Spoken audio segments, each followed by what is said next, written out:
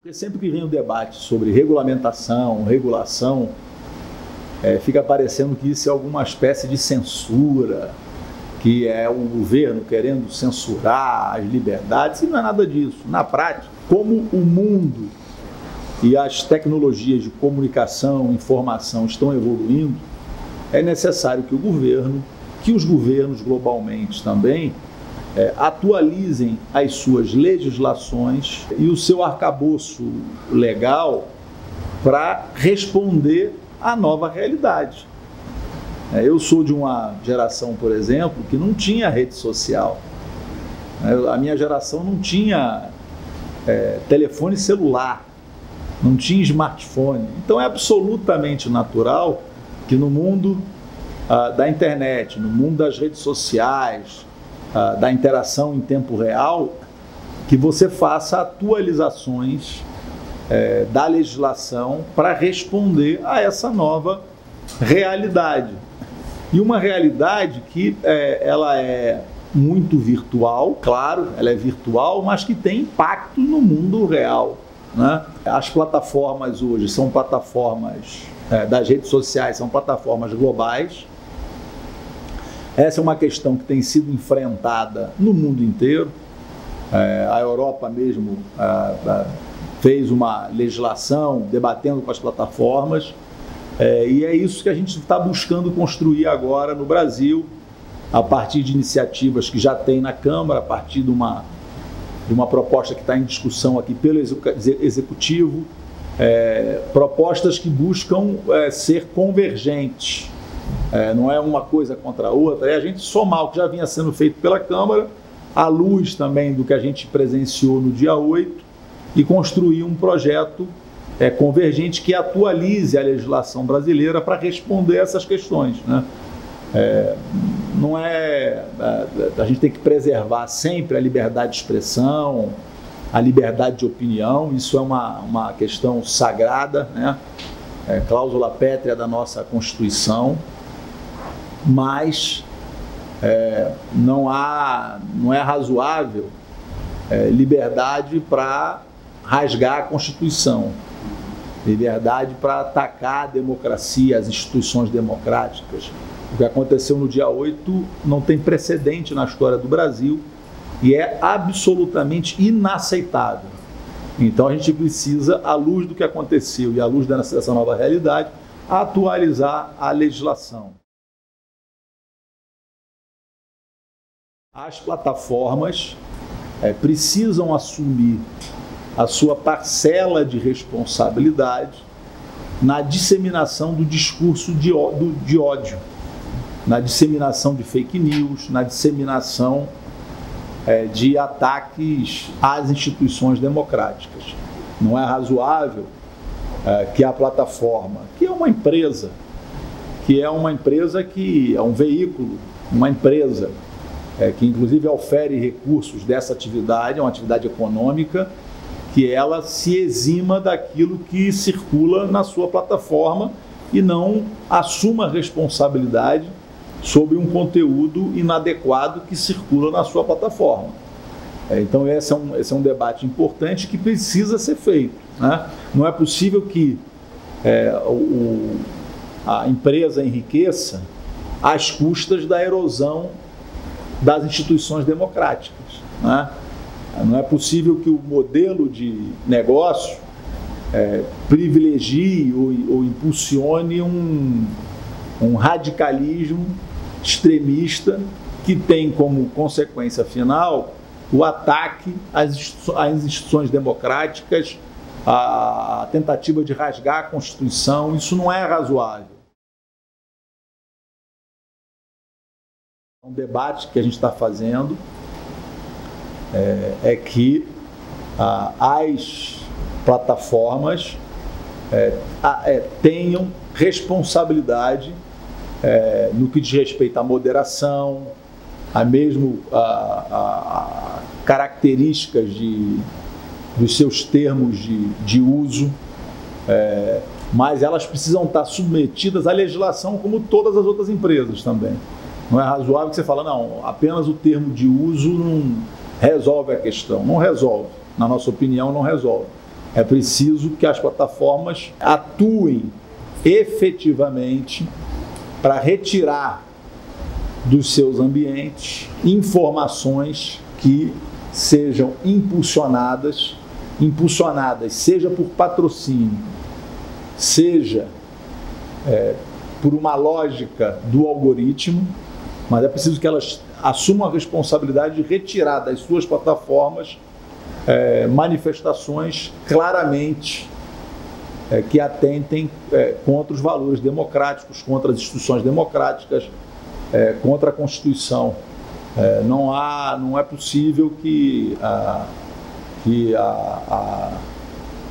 se utilize o argumento da liberdade de expressão para atacar ou erodir a democracia brasileira. Você tem vários modelos, né? Você tem um modelo, por exemplo, de você pode ser desde um comitê a uma agência ou o próprio executivo, enfim, aplicar, ter formas de regular e aplicar sanções. Claro que também isso, ao fim e ao cabo, pode ser arbitrado pelo próprio judiciário, como o judiciário já vem fazendo, né? O ministro Alexandre de Moraes tem tido um papel destacado, teve durante as eleições, garantindo eleições livres, limpas, solicitando seguidamente que plataformas retirassem conteúdos de ódio e fake news das suas redes. Então essa é uma questão que não é só do Executivo, é do Congresso Nacional e é do Judiciário. Agora essa é uma questão que não é possível transigir com isso, né? Não é possível dizer que isso não acontece. Quer dizer, isso está acontecendo e não é razoável que permaneça esse estado de coisas do jeito que está. Não há censura em hipótese alguma, mas o eixo é você ter uma regulamentação, uma regra, né? Quer dizer, uma regra e a possibilidade,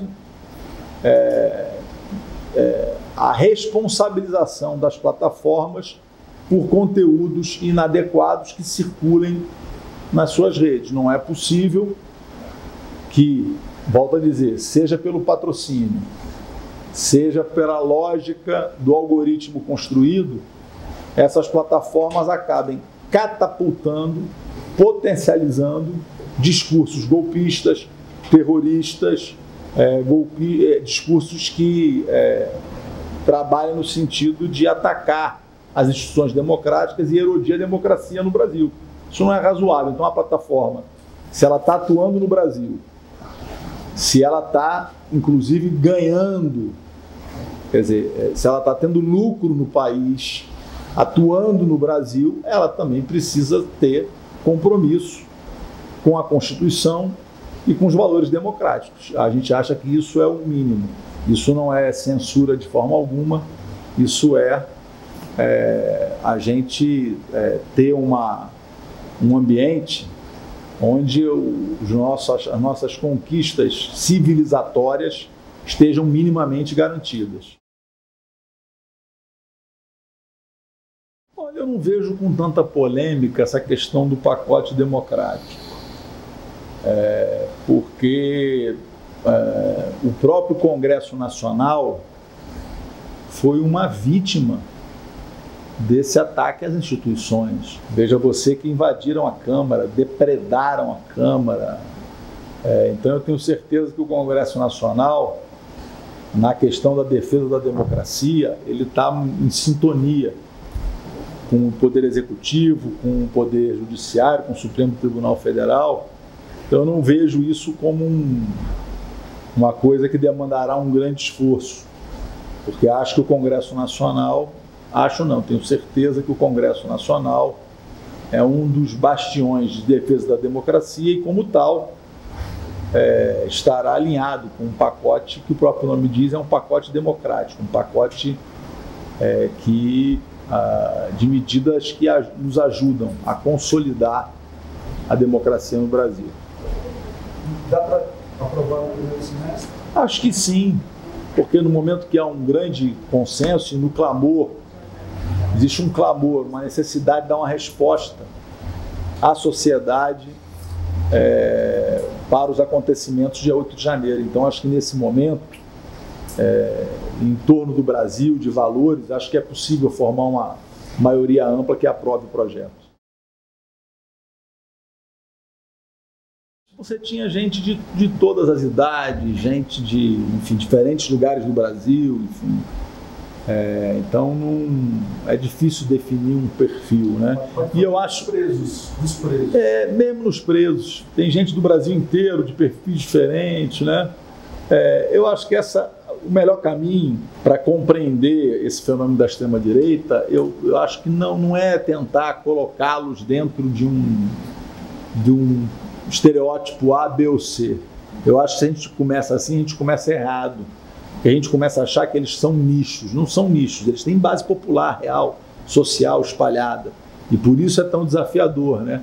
Setores expressivos da sociedade brasileira que foram arrastados por uma posição extremista. Por isso é tão desafiador e exige capacidade nossa de dialogar, de ouvir, de compreender também essas pessoas. Por quê? Porque nem todo mundo que votou no Bolsonaro é golpista, é terrorista, concorda com o que aconteceu no dia 8. Aliás, a maioria não concorda. E a gente precisa dialogar com essas pessoas. O principal sustentáculo da democracia é a prosperidade, né? Quando a pessoa assina, entre aspas, né, o contrato democrático, lá tem uma cláusula pétrea que diz o seguinte: seja um democrata, apoie as instituições, que a sua vida irá melhorar. Mas se você é um democrata, apoia as instituições e a sua vida só piora, você começa a desconfiar desse contrato democrático. Então não há nada que garanta tanta democracia, que preserve tanto quanto a prosperidade. E esse é o nosso desafio, né? É conseguir isolar, né, esses setores mais extremistas, esses setores mais criminosos, eu diria, estabilizar o país para que a gente volte a crescer, volte a prosperar, né, levar prosperidade para a casa das pessoas. A prosperidade, volto a dizer, é o principal sustentáculo da democracia, da crença nas pessoas, nas nossas instituições. Olha, a proposta está em debate. Olha, eu tenho certeza que as Big Techs vão apoiar esse projeto, né? Porque elas têm compromisso com a democracia, com as instituições democráticas. Então, eu não vejo por que elas não apoiariam isso. Então, a gente espera contar, inclusive, com o apoio delas na aprovação desse projeto.